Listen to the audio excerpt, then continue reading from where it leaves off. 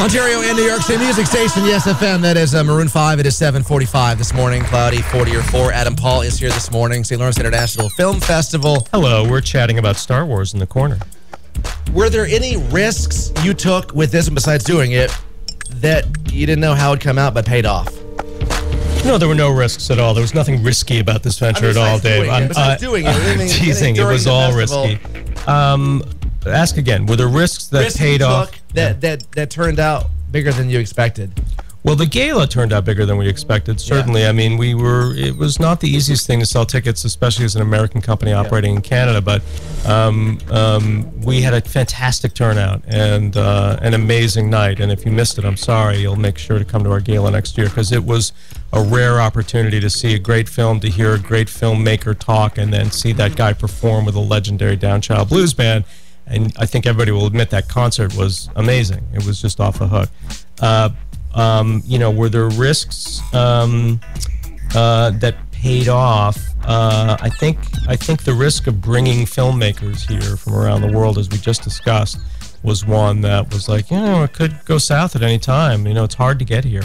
Yes. And we had some issues with some flights, and we had issues with pickups at airports, and those logistics are things that we're working out, and that will be greatly improved next year. Which, with the expansion in Ogdensburg of the airport, which is going to be enormously helpful. We're really looking forward to that. Can't happen quick enough. Yeah.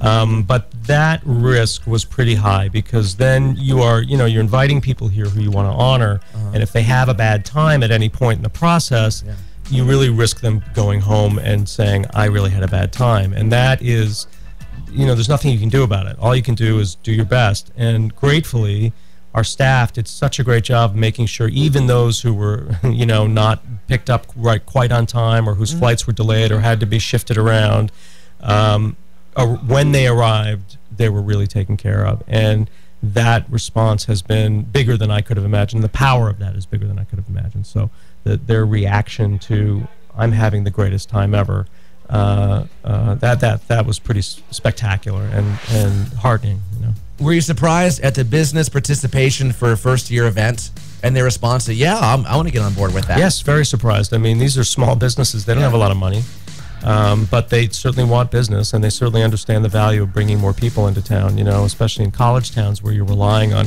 parents' weekend and, you know, people coming, and hopefully students walking on Main Street. And there isn't enough Main Street traffic from the student population, so this is an opportunity to bridge that, I think, as well as bridge the river and the communities on the other side.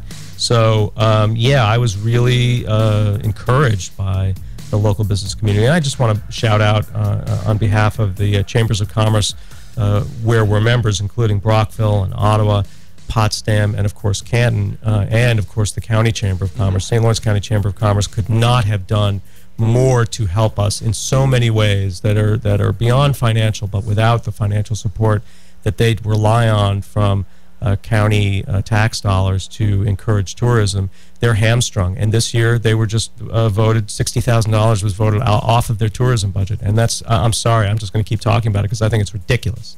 I think tourism's the future for this region, and I don't think anybody listening here would disagree with me. But to cut a tourism budget out of a county chamber, out of the largest county east of the Mississippi, to cut that tourism budget when they've just started a wine trail. They just put that together. They gave us so much support in terms of introductions and business relationships and getting the word out about what we're doing, and then to cut that budget is so short-sighted. It makes me angry. It makes me really angry, because there's more to this part of the world than farming. There's more to this part of the world than industry. And in fact, the future for this part of the world is also tourism. And if you ignore that, people are going to continue to suffer up here.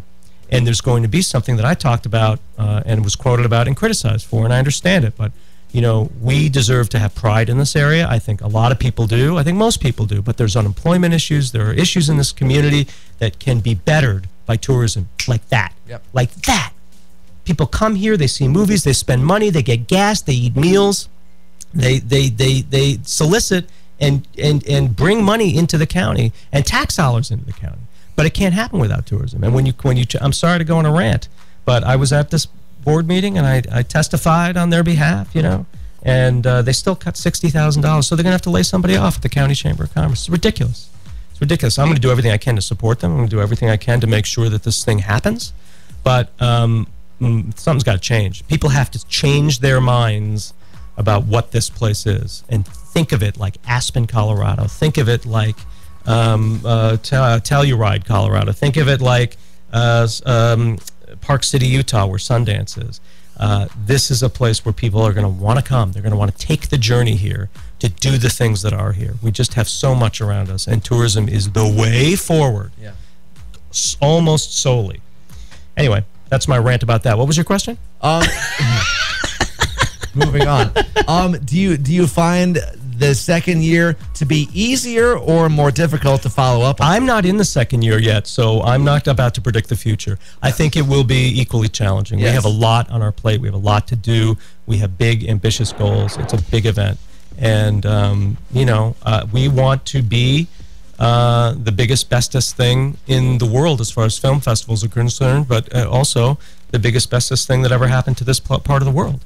And we're on our way. We're really well on our way. We put on a great show, and we'll continue to do that, and we'll continue to draw sponsors from all over the world, big brand names that throw their money toward this event so we can spend more money in this county and bring more people to our events and have more events for everybody, for families, for people who don't normally go to a film festival, for genre fans who want to make a journey to meet, somebody special. There's a lot of opportunity there. And we're looking forward to embracing it wholeheartedly every day. I mean, this is like I said, it's the way forward, and I'm a big advocate for what we're doing, obviously, but also for any tourist venture for this part of the world. Isn't it important to have that first year under your belt to go to these bigger companies and say, hey, we've done this, here's what happened, here's why you should get on board now? Yeah, it's vital. I mean, in many ways, and I've said this before, what we did this year is about next year. Yes. And really the next 5 years. Getting on our feet this year was entirely about demonstrating this is how it's done, this is who sees it, this is who comes, and this is what it's like from day 1 to day 4.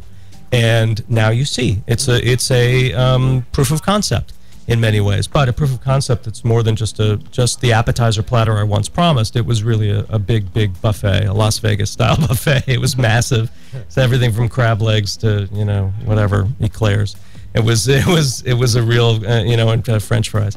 It was a real great collection of stuff, and we put on a world-class festival. We had a number of filmmakers say, I've been to film festivals all over the world, and this is an amazing festival for year 1. It's an amazing festival for a year 5 film festival, and this is the business of film festivals that most people don't care about. But to be able to start at the level we started at means we have our work cut out for us next year, but that was the big gamble. You asked about the gamble before. That was the big gamble, was what sort of investment do we make as an organization initially without the sponsorship, without necessarily the full attendance that we would like, that can at least demonstrate to the important players that generally make this kind of thing happen, this is how it's done, and this is why not only is it important, but it's successful and it helps everybody every step of the way. And I think we did that in spades. I think we really demonstrated that in spades. And I'm going to just say on the radio, even though he's probably not listening and he's asleep, Michael Cody, who was our festival producer, is largely responsible for this thing getting pulled off. You guys met him. You've met him before. But he is a magician. He put this thing together that really was held together with scotch tape and popsicle sticks. You had a great team working behind the scenes. An amazing team. Not just Michael. Ivrea Dubs, our print traffic manager and hospitality coordinator. Jordan Brown, who ended up handling all our talent. Michaela Darashi, who lives in Lisbon, was our office manager and really was enormously helpful. Nicole Hayes, our sponsorship director, who lives in Parishville, really helped to bring everybody together, and then on the day just leaned in and really helped out with a lot of stuff that she didn't have to. It's a team effort. It's certainly not me. I'm the guy on the radio, but really I'm just a mouthpiece. These guys got on the ground and got sweaty and dirty and made this thing perfect for you from day 1 to day 4, and I can't thank them enough. As far as tickets for next year, even sponsorship questions, we can get in touch with you on the website. StLawrencefilm.com. You can send us a message, of course. You can always reach out to Nicole Hayes, and that's all on the website. And you can buy a deeply discounted 3-day festival pass right now until November 1st for only $50. It'll get you into all of our events on this side of the border, and we're going to be working on the next side of the border, too, with a reciprocal sort of like, it will make it a little easier for people, I think, next year to participate in events on both sides and not miss things on the other side. But anyway, all of that is available now for a limited time at $50. The price will go up after November 1, so we hope that people will really show up and sign up. We could use your support, quite honestly. It costs money to do this thing, and we certainly are looking forward to building as much of a war chest as possible for next year. It really helps us. So we'll see you next around Christmas time? I'll be back in town if you'll have me. I'd love to read the, what is it, Stupid News? Stupid News. I'd like to read the Stupid News, and I'd like to catch up. Yeah, I'm sure there'll be something to report come December. Okay. Yeah. All right. Thanks guys. Thank you. It is 7:55 at Yes FM.